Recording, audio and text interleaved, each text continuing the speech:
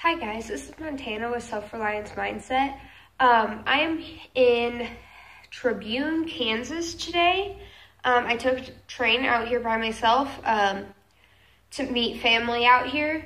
And I thought this would be a great opportunity to talk to you guys about traveling and being prepared while traveling. I know some of you guys are more senior preppers or whatever, and you know some of this, but I figured for some of the people that are new to this would be a great video to share. So first of all, when traveling, especially someone like me, I'm a young teenage girl, being prepared as far as being prepared to protect yourself. I can't really get into that because I only know a little bit, but I would highly recommend Don Johnson with Protective Tactics. I can put the link for their website in the below the video. I think that they're the best class I've ever taken. It was really helpful to know that I could travel alone and be okay. Today's focus is really going to be on what to pack to be prepared when traveling, to make sure, really the big deal is if something happened, you would be able to get home or get to the spot where you would be meeting your family or your group but you have to be able to get there. Like me, I'm 14 hours away, and that's by car from my house. I have to have these things to be prepared to be able to get back to my house if a situation occurred. So I'm going to show you some of the stuff that I keep with me to be prepared. I don't have all of it right here. Some of it's in my other pack, but I figured I'd let you guys get a look-see at some of the stuff I keep. First of all, this is my little get-home pack. It's actually from Self-Reliance Outfitters, and it's where my canteen and stuff come from. It's a really good get-home pack. It carries enough stuff to get you home. It's not really big and bulky. Some people prefer to take a larger one, but I kind of have a minimal pack here because a lot of my other stuff, cover and things like that, are in my bigger pack. So let's go through what's in here. I've got my little cup, or my little burner thing. You put it down and you can light a fire under it. And then that is for my canteen cup, or my canteen, and this all nests together just like, hold on, somehow. It'll nest together just like this and fits in that bag perfectly. That bag, this came with that bag. And you always want to travel with a full canteen of water. Never travel with it empty.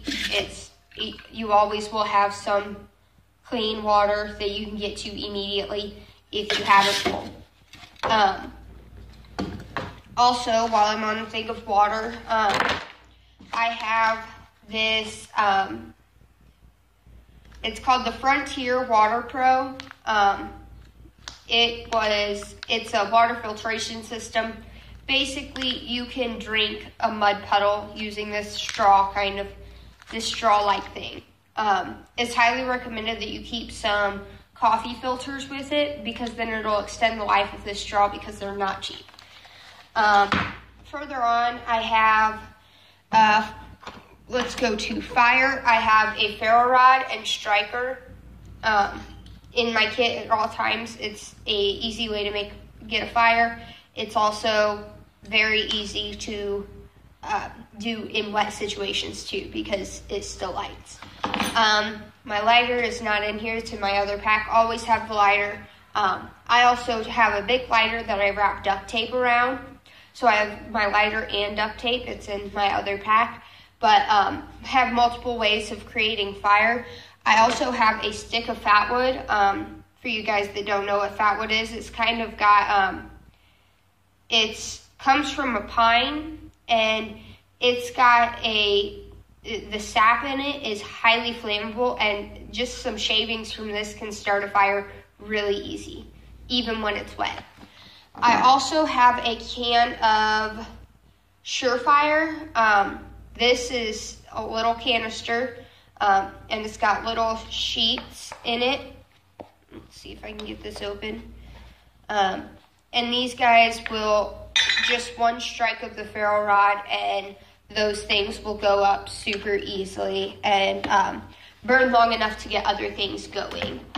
Also with my kit, with the Pathfinder kit, it comes with a spoon, fork, and a knife set. It's a really cool little tool. It's heavy duty. It's not flimsy like most spork sets you get. It's a really nice tool, and that's just for eating purposes. Sometimes, like in a get-home situation, I keep granola bars and stuff like that don't take much energy to make. But this is really good for just camp outs and stuff like that, and it can be good in a get-home situation. I also keep a flashlight. It won't turn on because I take the batteries out and keep them separate so that when you need it, the batteries aren't dead. I also keep a whole line of extra batteries for it because this flashlight can be life-saving. The flashlight even goes into your protection when traveling because it can be used to blind somebody, or even it has pretty blunt tip on it, and so this could be used to protect yourself in other ways also. I keep a cotton cloth. This can be used to make char cloth for fire starting. It can be used to wrap a wound. It can be used for anything. I just keep a handkerchief in here, but it's cotton, and it is really good for a lot of things. And it fits in your bag pretty easily. Also, keep wearing cotton shirts and stuff also help with that because you can use them for multiple purposes. This little thing is for, it came with the kit. It's basically to grab, I can't get it apart with one hand. It's like a pincher thing. Those two things come apart, and then it breaks apart, and you can lift your canteen cup and stuff up with it out of the fire so you don't burn your hands. And then I'm down to my knife selection.